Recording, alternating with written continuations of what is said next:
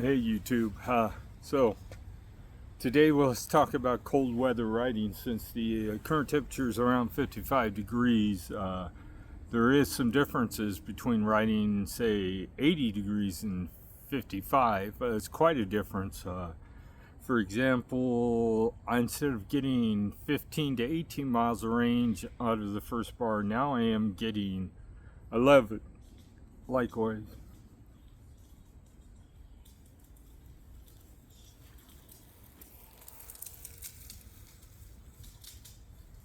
Likewise, it's the whole battery situation is completely different. Say instead of getting the 57 miles that I can on a summer day, I'm only getting about 38 to 40 miles. So there is quite a difference. Some people would probably think 10%, maybe 20, but it's actually closer to 30 in some cases. The colder it gets, the worse it gets. And what you can do about it is not much. You can insulate your battery so that the heat that's generated by the battery cells stay in the battery.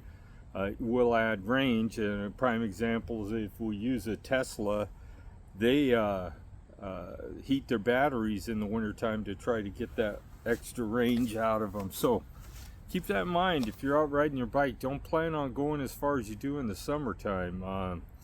It's just a whole different world as far as the battery's concerned. They do make insulation for some batteries. I know the Bosch has a neoprene cover for it if you want to use it. It has both front and back protection, so the bottom of the battery and the top of the battery should be covered, because the heat, it generates heat, but it doesn't generate enough to be self-heating. So if you insulate it, you'll get a little more range. I ain't gonna tell you it's gonna be the same as in summertime, but it will be more than you would get without any insulation. So consider that. I have some neoprene sticky, closed foam sticky insulation I could put on the battery. Just keep in mind that the bottom of the battery and the top of the battery, if you have a Bosch system, is going to have room for it to mount on the bike. If you have in-frame battery, you'd have to check and see if there's any room for you to put in any kind of insulation on the inside of the frame to keep some of the heat in. If you don't, well, then you're just stuck with however far it will go in the wintertime. Just for planning purposes, just say I lost 30% of my range, and that's just a wintertime thing. So keep that in mind. Dressing them a little warmer. First mile, you don't want to be warm. You want to be cold in the first mile. If you're warm when you get on the bike, then you're already dressed too warm and you're going to sweat. And although you will sweat some, it's not going to be to the point that you take your coat off and when you finish the ride and you're completely wet. So keep that in mind. Dressing, your feet are probably going to be the coldest part of your body. They make shoe covers. They make covers you can put on your shoes to keep some of that wind off of you. They work okay. I had a pair of them for years. I think I finally just threw them away because I never used them anymore. So as far as bike maintenance, there isn't any. The only difference is if you're riding in the wet, your bike needs to be cleaned and oiled and lubed more often. If you have rocking sealed bearings and everything like I am, then there's not much maintenance. The only sealed bearing that isn't on the TREK is the one in the headset, and we haven't had to do anything with it. It's not loose, so I ain't gonna mess with it. If I do it, it would probably be just to replace it. I probably wouldn't even try to fix it. I'd just replace it outright, put some better quality in it.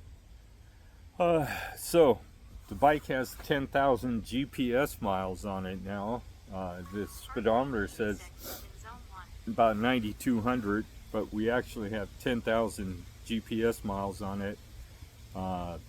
And for the main things that you might consider an issue would be the motor and the battery.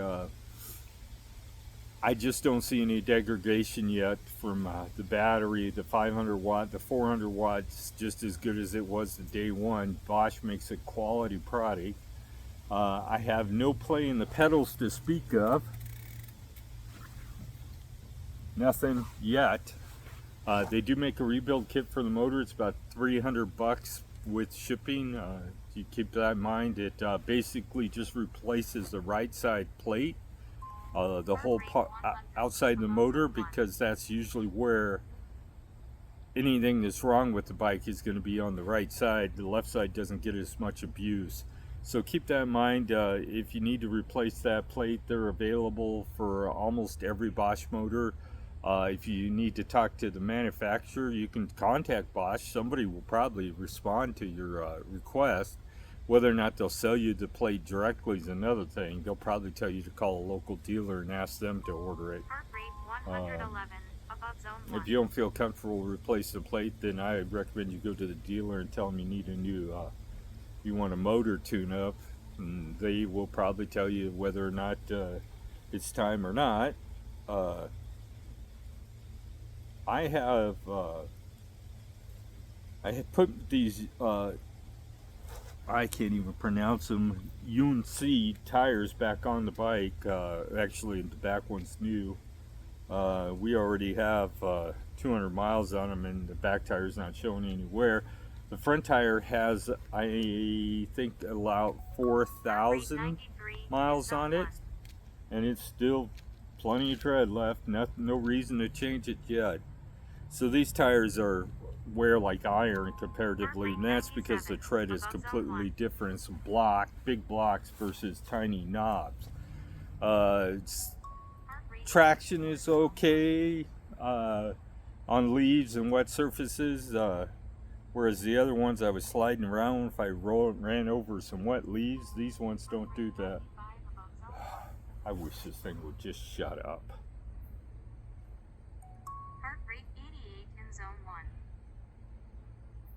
We'll turn it off for now.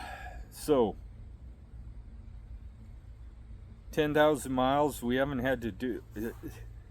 I haven't changed the drivetrain yet. We still have well over 4,000 miles on the drivetrain, probably closer to 6,000 miles on that chain and that cassette. And the reason I didn't change them when they normally would be because I'm going to rebuild the drive system this winter. I'm going to replace the cassette, the chain, the front chain ring, and probably the jockey pulleys on the derailleur. If they look like they need it, I'll replace them. They're not as important as the rest of it.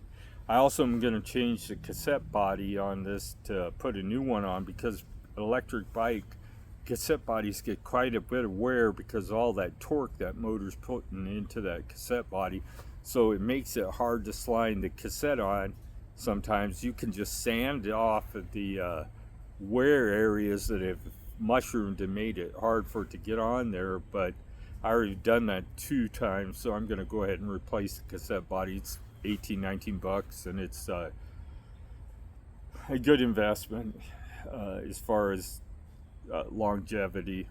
So other than that, 10,000 miles, we're still rocking the original handlebars, frame, motor, and batteries, and wiring, of course. The wheels we changed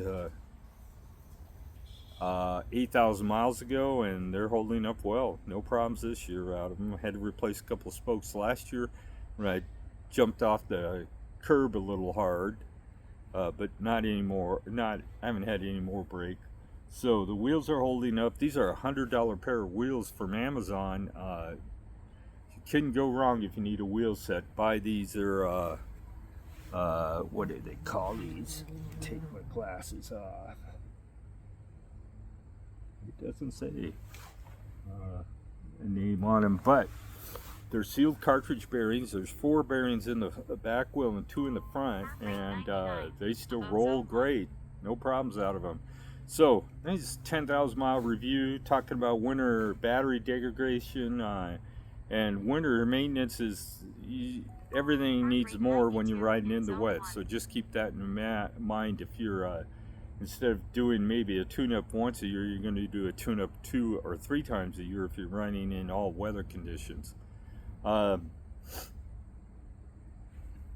did upgrade this to a Diori shifter and derailleur and a 10-speed cassette, so we are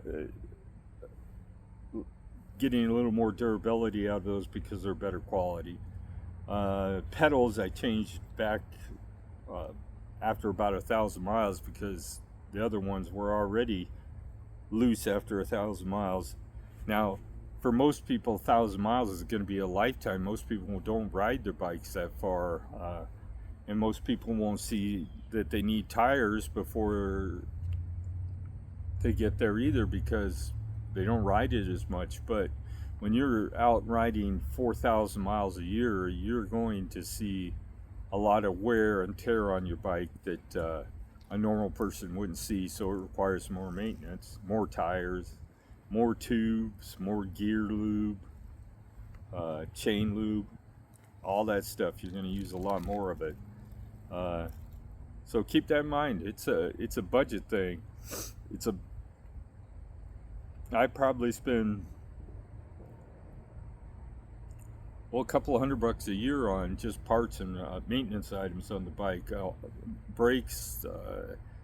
About every 5,000-6,000 miles I have to change the brake pads, but I don't have that on these yet. So you have brake pads that are wear, chain is a wear item, cassette is a wear item, chain ring is a wear item, and tires, inner tubes. All those things are, and wheels too for that matter, and rotors, they're all wear items, so keep that in mind that at some point you're going to be replacing stuff. And while you're replacing it, you might as well upgrade it if you can. So, like, subscribe, have a great day. Get out and ride that bike.